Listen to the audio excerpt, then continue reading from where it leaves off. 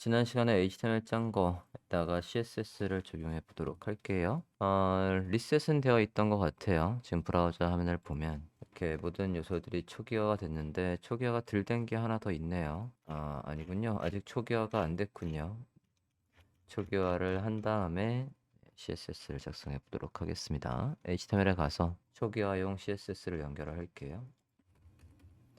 링크 해서 메인 CSS를 연결하겠습니다. CSS 폴더 안에 메인 CSS를 연결할게요. 메인 CSS에 딸려서 CSS 리셋과 그리고 이 페이지에 공통적인 스타일이 있다면 그것도 한꺼번에, 지금 얘는 우리가 디자인에서 파악을 했다시피 원페이지예요. 클릭하면 세로로 쭉쭉 이동하는 원페이지이기 때문에 별도의 커먼 CSS는 안 만들어도 될 것 같아요. 어차피 CSS 하나로 다 해결을 할 수 있으니까 여기에서 보도록 하겠습니다. 그리고 어차피 서브 페이지가 없으니까 리셋 CSS에도 메인 CSS 상단에 넣어도 크게 상관이 없을 것 같습니다. 파일이 좀 복잡하긴 하겠네요. 리셋만 분리하고 나머지 커먼 CSS와 각 파트별 CSS는 메인 CSS에다가 다 넣도록 해보겠습니다. 만들게요.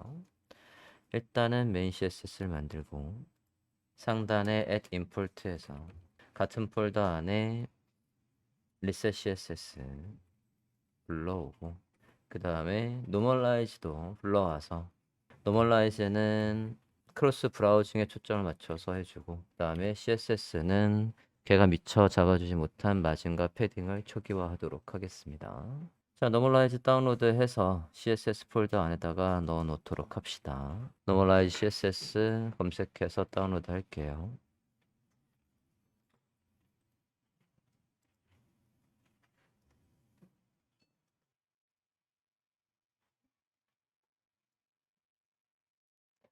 노멀라이즈 CSS 저장했고요. 리셋 CSS도 가져옵시다.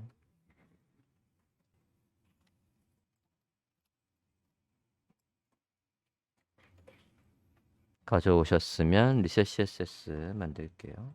자, 이렇게 해서 노멀라이즈와 리셋 CSS를 가져왔으면 리셋 CSS에 몇 가지 더 추가할 게 있죠. 일단 기본적으로 여러분 프로젝트에서 우리가 이미지를 쓰면 이미지 밑에 반드시 공백이 생긴다라고 했습니다. 이미지 밑에 공백 없애고 가야 되고요. 그건 우리가 버티컬 라인 탑이나 또는 바텀을 하면 사라졌어요. 요거 반드시 필요하고, 또 한 가지는 A 태그에도 리셋이 필요하죠. A 태그의 밑줄이나 글씨 색깔이 리셋이 안 된단 말이죠. 기본적으로는 검은색의 밑줄이 없도록 해서 리셋을 합시다. 그리고 우리는 이제 이 비노라는 프로젝트에서는 플롯을 안 쓰고 플렉스를 쓸 거기 때문에 여기에서 공간을 만들고 플롯을 해지해주는 클리어 픽스는 필요 없고요. 저장할게요. 메인 CSS에 가서 대신 우리가 플렉스를 쓰면 요소들을 가로 배치 그리고 양옆에 배치하거나 할 때 가장 많이 쓰는 것들이 있어요. 그런 것들은 미리 클래스명을 잡아 놓으면 편합니다. 이거는 어디에서 컨셉을 얻어서 할 거냐면 사이트 하나 들어가 볼게요. 실무 사이트에서도 많이 쓰는 테크닉입니다. 가볼게요. 해당 사이트에 들어가 보도록 하겠습니다. 이 부스트랩을 활용하는 웹사이트 제작하는 건 교과목이 따로 있으니까 그때 자세하게 다루고요. 지금은 얘들 흉내를 잠깐만 하나 내볼 거예요. getbootstrap.com에 들어와 있고요. 여기에서 닥스의 왼쪽에 유틸리티 좀 가볼게요. 닥스의 메뉴에서 유틸리티를 보도록 하겠습니다. 유틸리티에서 플렉스를 봐주세요. 우리가 플렉스를 이용한 레이아웃에서 가장 많이 쓰게 될 것들은 당연히 부모한테 플렉스 넣어주면 자식 요소를 가운데 아니지 가로 배치를 하려고 많이 쓰겠죠? 그럴 때 이렇게 클래스면 디플렉스가 있으면 그러면 자식 요소를 가로 배치하겠다는 얘기가 되겠고요. 그리고 내려볼게요. 이것까지는 안 가져와도 될 것 같고, 그 다음에 많이 쓸 게 뭐냐면 양쪽 끝에 붙이는 것도 많이 쓸 거란 말이에요. 여기에서 이렇게 양쪽 끝에 붙이고 사이의 여백을 알아서 할래? 라고 할 때 우리가 justify space between을 많이 쓸 거란 말이에요. 그것도 미리 클래스명을 우리가 자주 쓸 것들을 만들어 놓으면, 지금 부스트랩 같은 경우에는 클래스명을 이렇게나 길게 썼는데 저는 짧게 이렇게 쓰려고 합니다. 저게 있으면 양쪽 끝에 붙이고 사이 여백은 알아서 하는 걸 미리 써놓겠다는 얘기고요. 또 많이 쓸 게 뭐냐면 교차축에서 요소를 가운데 놓는 것도 엄청나게 많이 쓸 겁니다. 얘 말이에요. 이것도 꽤 많이 쓸 겁니다. 요게 나오려면 align items center 하면 될 거니까 이것도 비주얼 스튜디오 코드의 단축키를 그대로 클래스명으로 써버리면 훨씬 더 편할 것 같아요. 이 정도를 일단은 많이 쓸 거예요. 그래서 요 3개 정도만 미리 클래스명으로 잡을까 합니다. 다시 볼게요. 좀 전에 정리했던 거를 레이아웃 개념에서 공통으로 쓸 요소로 정리를 좀 하겠습니다. 우리가 CSS에서 상단에는 이 페이지에서 공통으로 사용할 CSS들을 작성을 하죠. 거기에서 레이아웃과 관련된 거 볼게요. 레이아웃과 관련된 것들을 모아서 넣도록 하겠습니다. 자, 레이아웃에서는 우리가 HTML 짤 때에 얘가 디자인을 봤을 때 그리드 시스템이 있었거든요. 여기에서 이 그리드 시스템이 있었단 말이에요. 그래서 저 그리드를 쓸 저 일정 너비들은 다 공통의 클래스명 컨테이너를 우리가 넣어놨어요. 그러면 컨테이너가 있으면 너비가 몇이 돼야 할까? 포토샵에서 너비를 확인해 보도록 하겠습니다. 여기서부터 여기까지죠. 그리드 잠깐 켜보면 그리드가 이게 저렇게 세로 줄로 되어 있고요. 양옆에 공백까지 포함해서네요. 그러면 네, 이렇게 있으면 얘가 요 컨테이너라는 녀석 지금 여기도 그리드에 보면 아예 레이어 이름을 컨테이너라고 해놨어요. 그죠? 요소들을 감싸주는 거라고 해서 이 녀석의 크기를 확인하면 돼요. 그러면 컨트롤 하고 여기 썸네일을 클릭하면 선택역이 나올 거고 F8을 누르면 인포에서 크기가 나오겠죠? 1170이군요. 1170이라는 얘기는 부스트랩에서 버전 4에서 많이 쓰던 너비예요. 버전 5 바로 전 거기에서 많이 쓰던 너비입니다. 1170이네요. 그러면 우리가 HTML에서 넣어놨던 클래스명 컨테이너가 있으면 그 너비는 1170이다. 1170이다. 그리고 화면에 무조건 가운데 있다. 이렇게 가운데 있다. 여러분이 맨 처음에 레이아웃 잡을 때 이 설계부터가 가장 잘 되어 있어야 된다라고 했습니다. 디자인을 보고 어느 부분의 너비를 다 쓰고 어느 부분이 내가 지정한 너비 안에 계속 유지를 할지 얘부터 잘못 잡혀 있으면 그 이후의 CSS는 저 멀리 산으로 갑니다. 다음에 앞서 요거요. 얘들 보도록 할게요. 저는 클래스명 dflex가 있으면 디스플레이 플렉스를 적용하겠다는 얘기고요. 클래스명 JCSB가 있으면 디스플레이 플렉스에다가 justify content space between까지 넣겠다는 얘기고요. justify content space between. 그 다음에 클래스명 AIC가 있으면 교차 축에서 세로로 AIC 해서 이렇게 넣겠다는 얘기예요. 일단 레이아웃에서 가장 많이 쓰게 될 것들을 미리 클래스명으로 이렇게 정리를 해놨습니다. 자, 그러면 이제 저 효과가 필요한 타이밍에는 우리는 HTML에다가 해당 클래스명만 넣어주면 됩니다. 자, 그러면 지금 만든 거예요. 지금 만든 dflex와 JCSB 저 클래스명이 우리가 좀 전에 지난 시간에 만들었던 HTML에 어느 부분에 들어가야 될까 미리 넣고 오도록 하겠습니다. 가볼게요. 디자인 보면서 해야 되겠죠? 자, 지금 상단에 이 부분을 보면요. 로고가 왼쪽에 있고 얘가 오른쪽에 있어요. 컨테이너를 기준으로 봤을 때 여기 안에서 얘가 왼쪽 끝에 얘가 오른쪽 끝에 있습니다. 그러면 양쪽 끝에 붙이고 사이의 여백을 알아서 할래? 라고 하는 뭐가 필요하겠습니까? justify content space between이 필요해요. 그러면 얘들을 둘을 감싸는 부모한테 가서 좀 전에 만들었던 JCSB라는 클래스명이 필요하다는 얘기입니다. 저 두 개를 감싸는 부모한테 가서 저 두 개를 감싸는 부모가 누구냐면 로고랑 메뉴를 감싸는 부모는 컨테이너예요. 그럼 얘한테 가서 클래스명을 이렇게 넣습니다. 넣어주세요. 좀 전에 우리가 제가 있으면 디스플레이 플렉스하고 justify content space between이라고 해놨으니까 당연히 양쪽 끝에 있을 거고 확인됐습니까?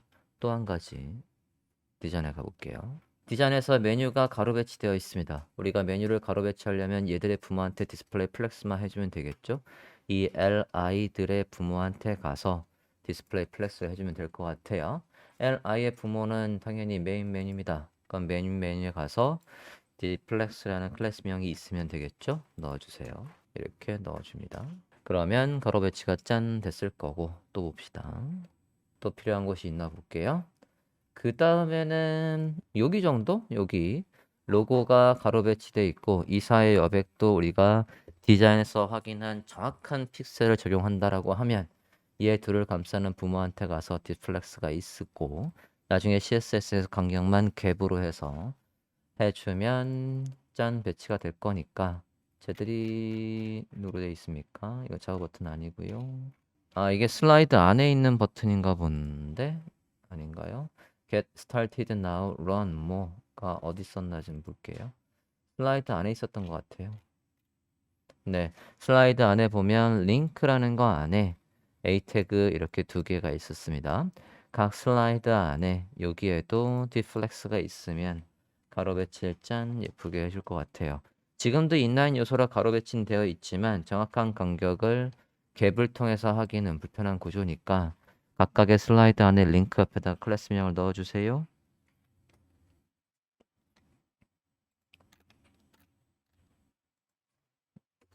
이렇게 넣어줍니다.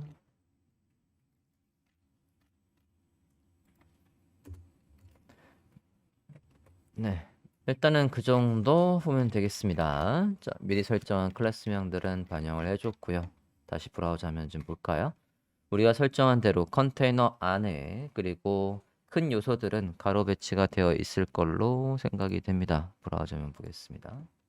화면을 보시면 여기 왼쪽에 로고 있고 오른쪽에 메뉴 있고요. 그 다음에 밑에 슬라이드들은 뭐 아직 안 잡았으니까 당연히 저렇게 되어 있고요.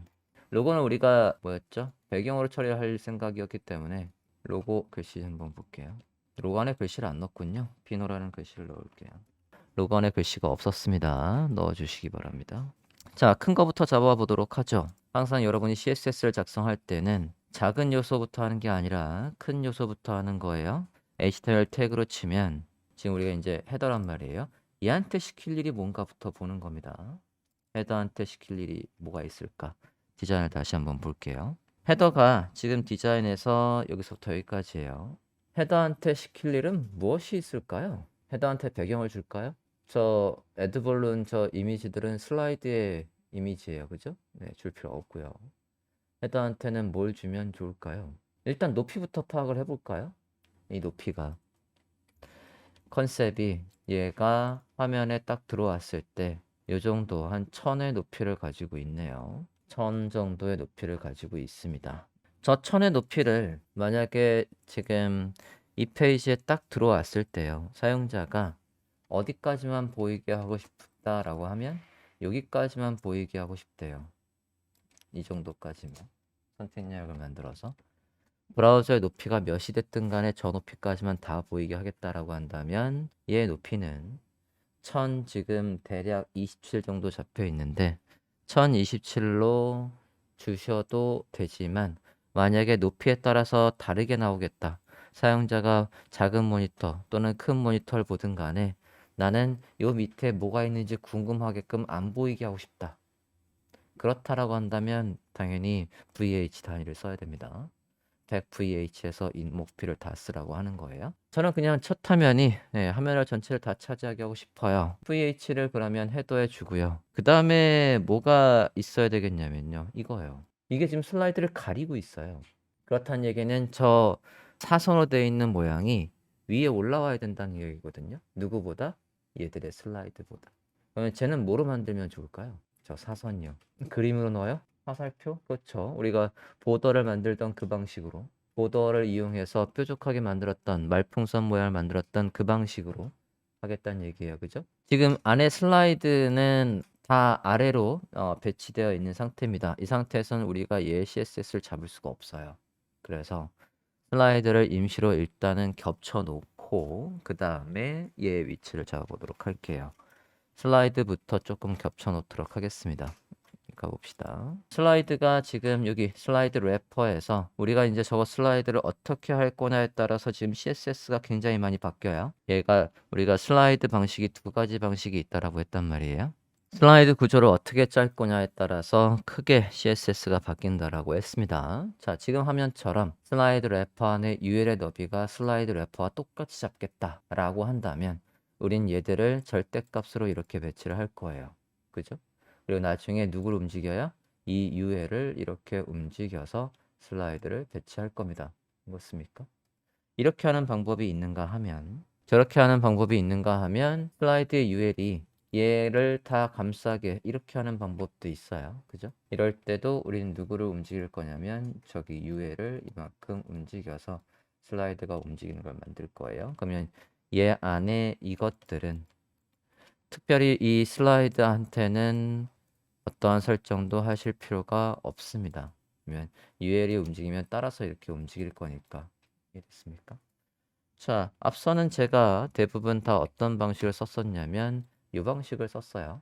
이번에는 이 방식을 한번 써볼게요. 이 방식을 쓰겠다라는 건 UL은 어쨌든 여기 슬라이드 래퍼를 기준으로 해서 절대값으로 위치를 잡아야 됩니다. 그리고 슬라이드들을 가로 배치하는 건 플렉스를 쓸 거예요. 그냥 가로 배치를 플렉스를 이용해서 해볼까 합니다. 가볼까요? 자, 그러면 지금 상태에서는 UL의 너비를 저는 임시로 넣을 거예요. 그러니까 슬라이드 하나가 전체 너비를 다 차지하니까 1920에 1080이겠죠? 스크립트의 난이도는 나중에 이게 더 높아요. 스크립트 짜기는 이게 더 힘듭니다. 근데 CSS는 이게 훨씬 더 쉬워요. 나중에 스크립트가 쉬운 건 이게 훨씬 더 쉽습니다. 왜냐면 얘는 우리가 여기 레프트형 100%, 200% 이것만 잡아주면 크게 어렵지 않게 배치를 할 수 있는데 얘 같은 경우에는 여기 이 UL의 너비를 계산해 줘야 되는 문제가 생겨요. 사용자의 모니터 크기가 다 다르거든요. 우리가 지금 여기는 임시로 얘가 우리 브라우저 너비가 몇이에요? 지금 1920이잖아요. 1920을 다 쓴다라고 하면 얘 하나가 1920이고 그러면 이 슬라이드의 너비는 1920에 곱하기 3의 크기를 해서 UL의 너비를 줘야 돼요. 근데 사용자가 만약에 브라우저 크기를 바꿔 그러면 현재 브라우저 너비가 몇인지를 파악해서 그 너비를 다시 UL의 너비를 줘야 되는 상황이 나옵니다. 하지만 얘 같은 경우에는 그런 상황이 없어요. 그냥 포지션으로 해서 레프트 100%, 200%, 300% 이런 식으로만 해놓으면 한번 짜놓으면 스크립트도 바꿀 필요가 없고요. CSS도 바꿀 필요가 없습니다. 쉬운 걸로 갈까? 어려운 걸로 갈까? 시중에 실무에서 많이 빌려 쓰는 나미짠 라이브러리도 어떤 건 이렇게 돼 있는 게 있고요. 어떤 게 이렇게 돼 있는 것도 있어요. 어려운 길로 가볼게요. 네, 이걸로 가보겠습니다.